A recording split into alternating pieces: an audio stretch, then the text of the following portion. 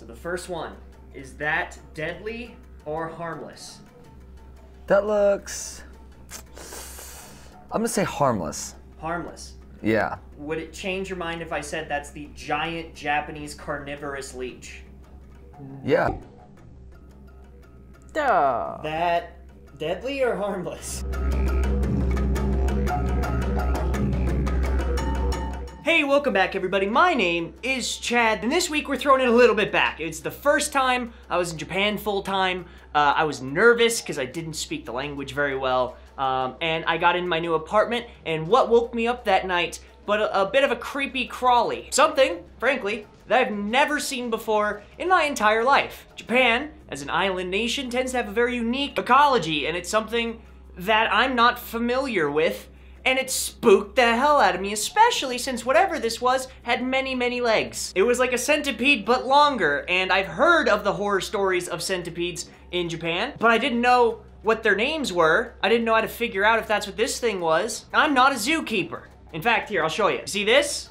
This is my old Denver Zoo Crew helper's badge. I was a volunteer zookeeper for like 5 years. I love animals, but I was willing to kill this thing because I had no idea what it was or if it would harm me. Luckily, after some frantic phone calls to friends, they let me know, no, Chad, this is like a house centipede. It's different than the thing that you're thinking about. And all these years later, I can laugh at me trying to huck every pair of shoes I own from my Genkon towards my bed. Because it's funny to think that, you know, you're in a new country, everything is so different, that also the animals are very different, and it can be intimidating. And as someone who has suffered 3 venomous spider bites resulting in hospitalization, I'm not an expert in bugs, but I do appreciate the sheer power and virility of nature. So I wanted to make a video where I talk to you guys a bit about some of the bugs that you might want to watch out for in Japan. Some of them are deadly, some of them are inconvenient. And I think we'll start from like least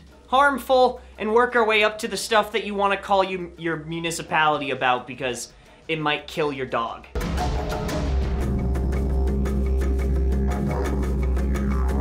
Each one of these has a weird bug in Japan. So the first one, is that deadly or harmless? That looks... I'm gonna say harmless. Harmless. Yeah. Would it change your mind if I said that's the giant Japanese carnivorous leech? Yeah. Yeah. That would change your mind? Yeah. Carnivorous, yeah. Oh my god. Yeah, so the first one, Mom, is this deadly or harmless? Well, I'd say deadly because when I see it, I have a heart attack. First up on the list is the Yamabiru, otherwise known as the Japanese mountain leech. And all the headlines that I've seen and all the people talking about this leech want to focus on the carnivorous version. There is a giant carnivorous leech in Japan, and that sounds really scary. It is, I guess. I don't like leeches. I don't imagine you guys like leeches that much either. But it is not carnivorous because it wants to eat you. It is carnivorous because it really likes worms. Now, would it make good girlfriend material? Possibly. But it really wants nothing to do with us. In fact, it doesn't even really bite people. The one that, frankly, is the bigger concern is just the standard Yamabiru, just the normal Japanese mountain leech. They're not big, they're not some cool headline, but the problem is they carry a lot of bloodborne diseases. Other sources that I found said you only find these when you're camping or when you're hiking or, you know, you're out in the bush where the wallaby ride motorcycles on the plains of Japan. But that's just not the case. I fish a lot in Japan. I fly fish, I tenkara fish, I sabiki, I go on boats. I just love fishing. And I am in a metropolitan city fishing sometimes. I like to sabiki fish off the piers in Fukuoka, a major city in Japan. And guess what? There are leeches that I'll just look at my rod and I'll see one walking down the rod. I must have bumped into some grass as I walked down to the beach and it just happened to be there. So no, these are not just things you have to worry about if you're going to hike Mount Fuji. These are things that are in major cities. They're by streams if you're gonna go down to a little waterway where, you know, there's a nice path and a walkway that goes under a bridge. You know, it's scenic, it's beautiful. They're there, and it is just something to think about. Like, be checking yourself as you're walking. You know, look down, see if you have any blood on you or on your arms. If you're walking with someone, make sure you're both checking on each other. Not a big deal, it won't kill you, but it is something to be wary about and something I didn't know about when I first went to Japan, so hey, the more you know.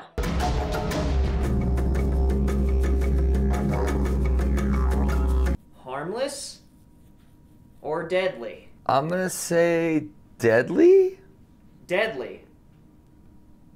I'm gonna say deadly. Okay, that's a very small, deadly animal. That is very small. I'm going for potency. Oh. That one, you wouldn't want to eat it. Deadly or harmless? I'm gonna go deadly. Alrighty, so now we're done with the relatively harmless ones, and we're getting to the ones that are gonna hurt. To various degrees. Some of these are just painful, and you might need some ice. Some of these you should go to the hospital. So we'll start on the easier side. This is, I'm gonna do it from memory, just wait, the Iraga no Yochu. Iraga, got it. I know these by a different name. I call them Denkimushi. These are the electric bugs. They're essentially a caterpillar, and they turn into like a moderately pretty adult. It's not anything particularly cool, but this weird electric cousin of Caterpie, on a fun note, if you guys ever wonder why Caterpie can actually learn electric moves, it's because it's roughly based on this and a couple other species of caterpillars.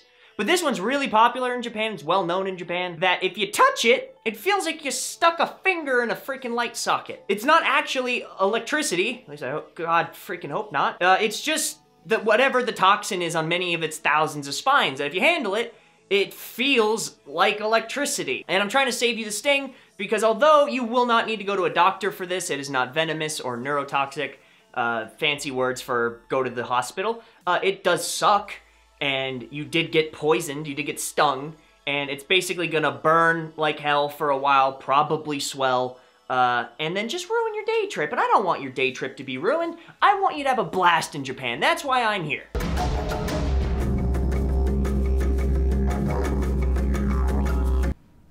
Oh, God. Deadly or harmless? Well, it's on the dude's hand, so I'm gonna have to say harmless, right? Because why would you put a deadly animal on you? Alrighty, deadly or harmless? It just looks like a spider. I'm gonna go harmless. That's a centipede. Now, coming from my story at the beginning of this video, the Japanese giant centipede or the mukade. So, not to be confused for that house centipede I mentioned earlier, these bastards are literally the representation of evil in Japanese folklore. If any of you guys are wondering why Kaneki had like the crazy centipede stuff coming out of his back, that was not just a creative choice, that's from this douche. These suck. They are no fun, and it bites, and it hurts. In fact, in Japanese folklore, it is tradition to burn this thing because it's so hard to kill. You can smash it with shoes. It'll run away. You can boil it in water and it'll jump out. And these monstrosities of God's malfeasance love to hide in places that were formerly sacred to man. And I'm not talking about temples, I mean the toilet. Yeah, they hide under your toilet seats. They hide in the linens of your sheets. They hide in your shoes, man. They hide in your shoes. They like warm, tight, confined holes. And if you just got done working all day in those freaking shoes and you take them off at the Genkan, the next morning, there might be a 15-inch long death machine inside of there. Now, I'm going to bring the exaggeration down. Let's talk real world. Their bite probably won't need to go to the hospital for. If you are a young child or elderly, you might want to because it's not pleasant. But for most healthy adults, probably some swelling, a lot of pain. These are painful, painful bites. I have one friend that got bit by one when he was a kid and he still remembers it. It traumatized him. So this is just not a fun thing to deal with. Luckily, whenever you guys go to grocery stores in Japan, a lot of them sell like these bug killing sprays or traps for these things. You can even go to the dollar store and find plenty of like poisons for these. But they are very resilient, and if you want to try and like sweep it up and put it outside, God bless you. I'm gonna stick to the heavy crushing method, especially since firearms are not legal in Japan, because I'm a surgeon with a shotgun. Fortunately, I'm just gonna have to deal with, you know, hucking giant leather boots at it.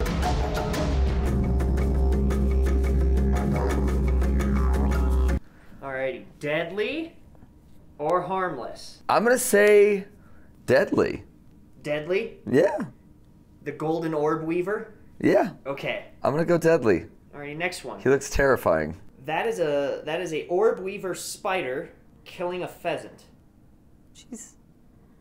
Oh, I've heard about orbs. They're deadly. Now we have the Joro spider. This is frankly one of my favorite things about going to shrines in Japan because these guys, orb weaver I think is the English name for this. I always just call it a Joro. These things get, the biggest I think I've ever seen is around bigger than a softball, smaller than a basketball. They get pretty big, mostly in legs. And they're very pretty. They're beautiful looking animals and they're always in very pretty places. These guys like to hang out on the corners of old houses, on kind of the treetops of the trees inside shrines. It's always really pretty, kind of wildernessy places where I happen to see these guys. They are poisonous. They are similar in, I would say, danger as something like a black widow or brown recluse. Probably, it really bites you hard and it gets you. You might want to go to a doctor, but you probably won't die from it. But they are really pretty and they're docile. They're not really aggressive towards people at all. In fact, they purposefully go out of their way to make their webs in places where humans will not walk or where there's not a lot of foot traffic. Now, I will give you a tip that most people on the internet will not give you. So this is why you came here. This is like and subscribe, guys, like and subscribe. I am 6'2". I am 187 centimeters tall, depending on if you use freedom units or communist units. That's pretty tall, right? I'm not a short man by any means. These spiders, because they live and exist in Japan as well as other parts of the world, they tend to make their webs for the people that are always there every day. Japanese people, as a whole, tend to not be 187 centimeters. So, if you are a tall person in Japan, like me, you need to keep your wits about you when you're going to old buildings. Because most people can walk right under these things, but I have walked head first because I was looking at the ground, or I don't remember what I was looking at, something stupid, and walked headfirst not only into a web, but the bug itself hit me in the face. It scared the hell out of me. So if you're tall in Japan, keep your wits about you. If you're going to old buildings, historical sites, shrines, old houses, under bridges, through alleyways, just make sure you're looking straight ahead, at least for maybe every 10 or 20 feet, because you might get a mouthful of this guy.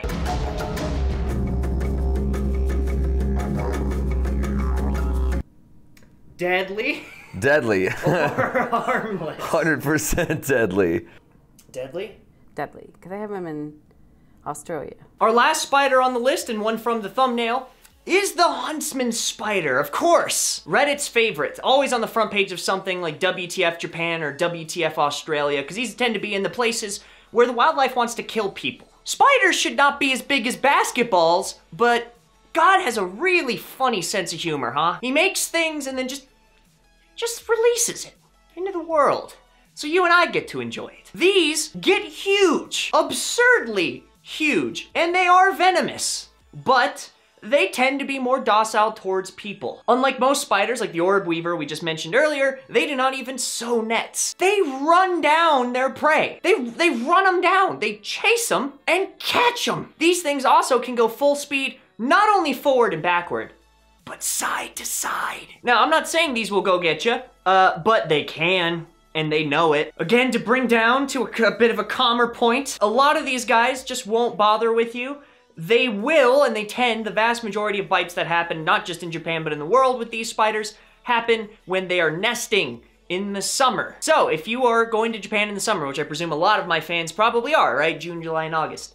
That's when these guys nest. And if they have eggs, don't mess with them. Leave them alone. So what do you do if you get bit by one of these things? This might be a doctor visit. These are not easy bugs to get by, and it hurts like hell from what I've read online.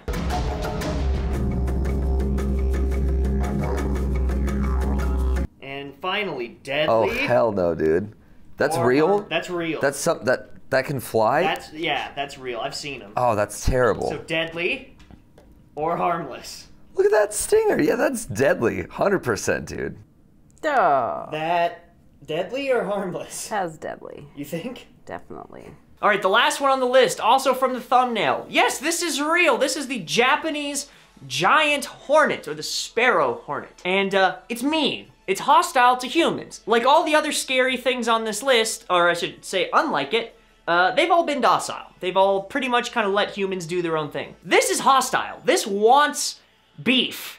Bad. It wants beef. So much so that whole parks in Japan I've seen shut down when people discover a hive or a cluster of these things. In fact, if you guys have these anywhere near your property in Japan, there is an agency in Japan, usually, I think in most wards, at least in my ward, I do live in a big city though, that you can call to go remove them free of charge. This is not a home solution. You do not want to deal with these. It's not like you want to get a hornet catcher, because they get freaking that big, and they're mean. And it's not even just that they're mean, because everyone goes, well, I can outrun them, they got stingers.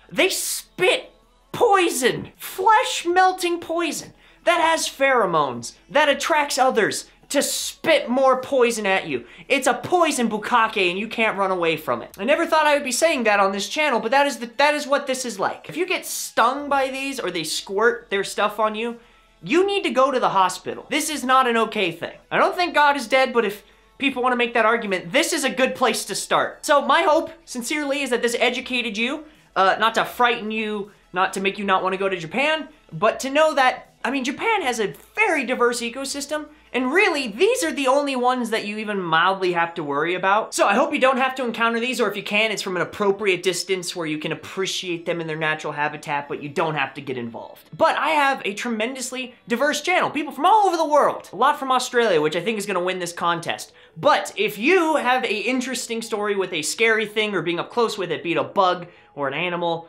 that is in your country, maybe it's unique to kind of your cultural identity, and it just scared the hell out of you, and you would like to let our community know that, hey, the world, nature, is terrifying. I would like to hear it. I'm a big animal fan. Please leave a comment down below telling me about it. I read 100% of all my comments, and I will reply, I promise. If you enjoyed this video, feel free to drop a like down below. It helps me, the small guy on YouTube, trying to fight my way up there against the big guys. And getting likes counts as engagement. It tells the YouTube algorithm to show this video and all my videos more. It just helps me, and it's something free that you can do. But hey, if you would like to do a little bit step further, you can subscribe. I put out a video every single Wednesday on here. I have a Twitch channel that I frequent. You can check out my link for Twitch down below. And for the hardcore fans, if you'd like to support me monetarily, if all this free content has benefited you and you would like to give back, tips are never ever required, but are always welcome. You can do it down below. I have a Patreon or the Manga Club that is now open to Australia. So if you would like to join the Joey and the Big Roo tier, you can get manga shipped to you every single week, both in America and in Australia, direct from Japan, for less than $1 a day, for way less than a cup of coffee from Starbucks. I have my own Tenkara importing business I run with my dad. You can check that down below too if you're a fisherman. There's a million ways to support me. All these links and more in the description down below. Thank you so much for watching. Thank you for sticking around. I hope you guys have an incredible week. Love hard, love deep, and I will see you all next week. Bye-bye.